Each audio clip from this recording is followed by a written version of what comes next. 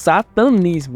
No satanismo, o conceito de paraíso é radicalmente diferente. Ele é visto como um reino governado por Satanás e também entidades demoníacas, porém não com punição ou tormento. Pelo contrário, o paraíso satânico é um lugar de libertação total das regras impostas por outras religiões, onde os indivíduos podem viver em plena liberdade, sem restrições morais externas. Os seres que habitam aqui seriam Satanás e os principais demônios, como Lúcifer, Beelzebub e Asmodeus, além de outros. Aqui eles são seres poderosos e sábios, que oferecem um caminho do conhecimento e autonomia para aqueles que os servem. Esses seres são invocados em rituais, onde os praticantes buscam orientação e poder pessoal. Para você alcançar o paraíso no satanismo, é necessário você devotar-se a Satanás em vida, estabelecendo assim uma conexão pessoal com essa entidade através de rituais, invocações e também práticas mágicas.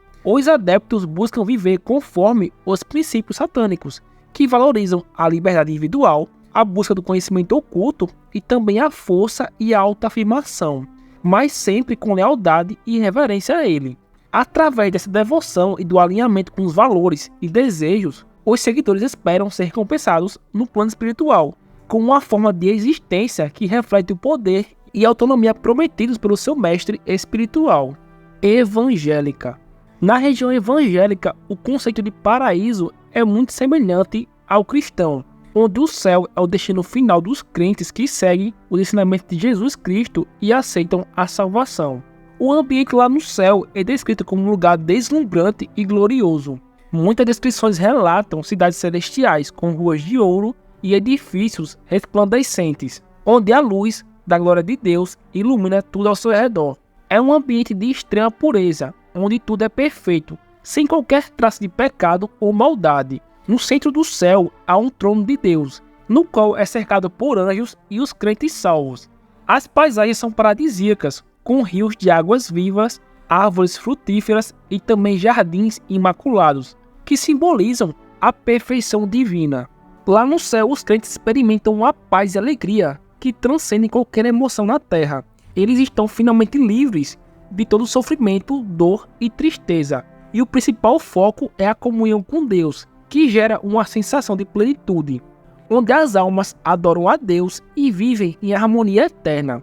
Os seres que habitam lá é basicamente Deus, Jesus Cristo, os anjos e os crentes salvos. Os anjos são servos de Deus, louvando e adorando a sua glória. Além dos anjos, também temos os santos, que são aqueles que se destacam por sua fé e serviço, participando de bênçãos eternas.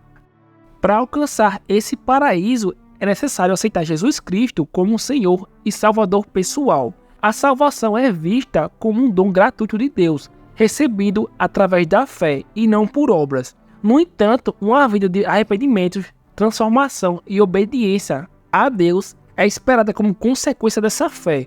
Isso inclui amar a Deus sobre todas as coisas, amar ao próximo, buscar viver de acordo com os mandamentos e frequentar igrejas, além também de praticar o evangelismo e resistir ao pecado. O arrependimento sincero e o esforço para viver em vida santa são essenciais para poder garantir a entrada no reino dos céus. Umbanda. Na Umbanda, o paraíso seria conhecido como Aruanda, que basicamente é um plano espiritual elevado e luminoso, onde os espíritos evoluídos, os guias e os orixás vivem em paz. Esse local é descrito como um lugar de luz, repleto de paisagens celestiais, como florestas exuberantes, rios puros e montanhas serenas.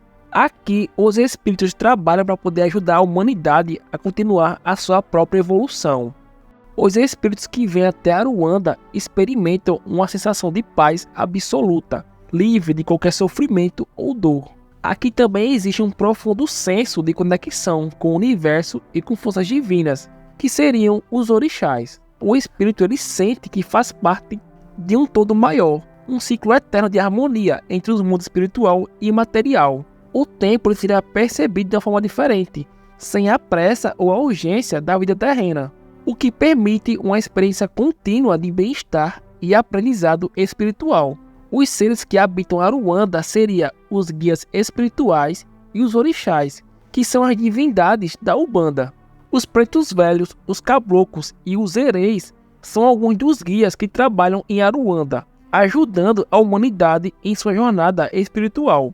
Os orixás como Oxalá, Iemanjá, Ogum, Xangô e Exu governam diferentes aspectos da natureza e têm a influência direta sobre as forças do universo.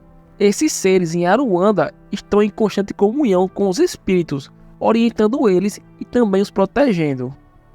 Para você alcançar um estado espiritual elevado na Umbanda, é fundamental viver em harmonia com as leis divinas e também com as entidades espirituais. E isso inclui praticar a caridade, o amor ao próximo, o respeito às diferenças e também buscar uma vida de retidão moral. Os seguidores da Umbanda são incentivados a se conectar com seus guias espirituais através de oferendas, orações, rituais e também participar de sessões mediúnicas, para poder assim auxiliar no resgate de almas necessitadas. Espiritismo. No Espiritismo, o paraíso seria basicamente o plano espiritual superior. Aqui não seria basicamente um lugar físico, mas sim um estado de plena harmonia e luz espiritual, acessível apenas a espíritos altamente evoluídos. Aqui não há sofrimento ou tristeza, e os espíritos que habitam esse plano não têm mais nenhuma necessidade física que tinham na Terra. Ali, a conexão com a sabedoria divina é direta, permitindo assim um aprendizado contínuo. E os seres que habitam esse paraíso são espíritos de luz, que atingiram um elevado grau de evolução moral. Eles são descritos como mentores espirituais, que não seriam basicamente anjos, mas sim guias e protetores, sempre dispostos a auxiliar na evolução daqueles que ainda não atingiram esse nível. Já para você alcançar esse plano no espiritismo, depende do esforço contínuo para poder progredir moral e espiritualmente durante a vida. Isso inclui praticar o bem, evitar o mal, amar ao próximo e também desenvolver virtudes como a humildade, o perdão e também a caridade. Segundo Allan Kardec, as boas ações e também o cumprimento do dever moral são fundamentais para poder garantir a evolução da alma. E no caso, o espiritista deve buscar o aperfeiçoamento através do estudo, do trabalho e também em prol da humanidade, e conexão com espíritos superiores. Viver de forma ética e espiritual garante uma passagem tranquila rumo à perfeição espiritual. Candomblé. No Candomblé, o paraíso seria Orum, que é o reino espiritual onde habitam os orixás e os ancestrais. O Orum é uma dimensão sagrada, separada do mundo material, onde as almas purificadas encontram o descanso e comunhão com os espíritos divinos e seus antepassados. O ambiente em Orum é descrito como um lugar de serenidade e harmonia, onde a natureza é exuberante e os elementos estão em perfeita sincronia. As paisagens em Orum são formadas por florestas, rios cristalinos e também montanhas sagradas, cheias de forças espiritual que fluem pelo reino e purificam as almas. Cada orixá tem seu próprio espaço dentro de Orum, e esse espaço reflete o domínio e característica de cada divindade. As almas que vêm a Ogum experimentam um sentimento profundo de conexão espiritual. Aqui elas encontram a paz interior, sem dor ou sofrimento, apenas a sensação contínua de equilíbrio e integração com o divino.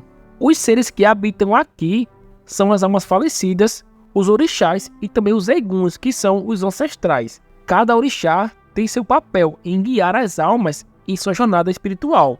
Para você alcançar o Orum, é necessário você viver em harmonia com os orixás e também o princípio da religião.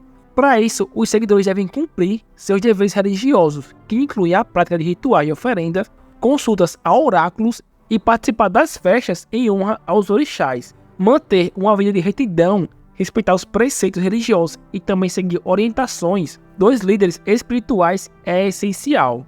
Além disso, honrar os ancestrais e agir com bondade e respeito no dia a dia garante uma boa transição para Ogum após a morte.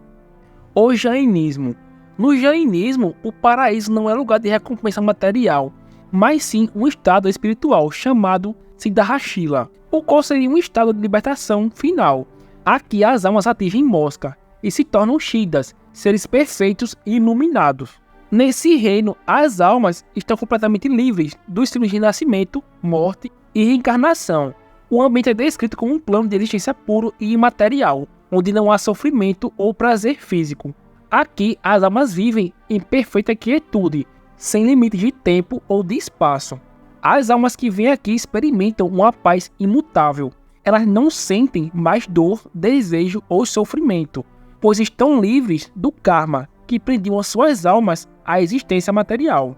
Aqui no jainismo não tem um Deus criador, mas sim o poder da alma para poder alcançar a perfeição por meio de disciplina e também da pureza. Para você alcançar o paraíso aqui, que seria o caminho de Mosca, exige a prática rigorosa do ahimsa, que seria a não violência, além do não apego e também da verdade. A pureza da alma é alcançada através da vida de renúncia, meditação e também do ascetismo. E eles creem que viver de maneira ética, sem prejudicar o próximo, reduzir desejos e apegos materiais, ajuda a purificar a alma e também a libertá-la do samsara.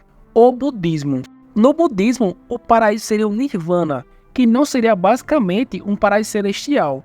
Ele não possui paisagens físicas, como jardins ou rios. Ao invés disso, é um estado de não existência do sofrimento, onde a mente está completamente livre de aflições e do desejo. O nirvana ele transcende o conceito de tempo e espaço, sendo uma realidade espiritual atemporal. Alcançar o nirvana é experimentar a cessação completa de todo sofrimento, permitindo que a mente exista em sua forma mais pura e iluminada. Os seres que vivem no nirvana seriam os arahantes ou os budas, que são seres iluminados que transcendem o ciclo de renascimento. Eles não renascem após a morte, pois alcançaram a libertação total. Aqui não há interação ou troca entre os seres, pois é no estado de pura realização interior. No entanto, aqueles que alcançam o nirvana são vistos como guias para outros, indicando assim um caminho para a iluminação. Para alcançar esse estado, é necessário seguir o caminho de Ótuplo, que consiste nas práticas éticas e meditativas para poder libertar a mente dos apegos e sofrimento. Esses passos incluem ter uma compreensão correta das 4 nobres verdades, que seria a intenção correta, a fala correta, a ação correta, o meio de vida correto, o esforço correto e também a atenção plena e concentração correta.